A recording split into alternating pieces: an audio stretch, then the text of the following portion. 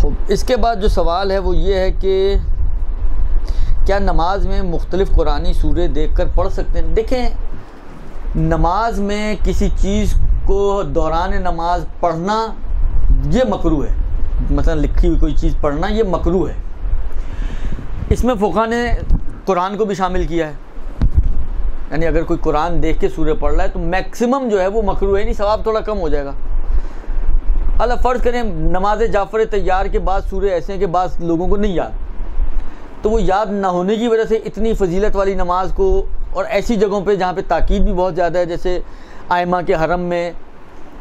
چھوڑ دیتے ہیں کہ جی ہمیں تو سورے ہی نہیں آتے، حالانکہ چھوٹے چھوٹے سورے ہیں،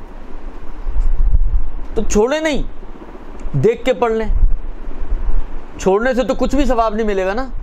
لیکن دیکھ کے پڑھنے سے تھوڑا ثواب کم ہو جائے گا، باقی چیزیں تو ملیں گی، باقی اثرات فائدے سارے کچھ ملے گا آپ کو۔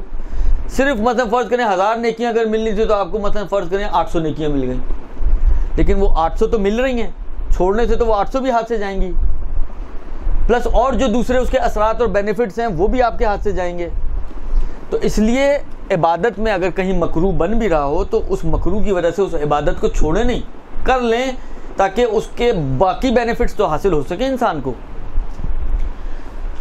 لہٰذا قرآن دیکھ کر، چاہے واجب نماز ہو چاہے مستحب نماز ہو، قرآن کو دیکھ کر سورہ پڑھنے میں کوئی حرج نہیں ہے۔ میکسیمم جو چیز آئے گی وہ یہ آئے گی کہ تھوڑا ثواب کم ہو جائے گا، لیکن اس میں کوئی حرج نہیں، آپ کم ثواب لے لیں لیکن اس نماز کو نہ چھوڑیں۔ برحمتك يا أرحم الراحمين وصلى الله على محمد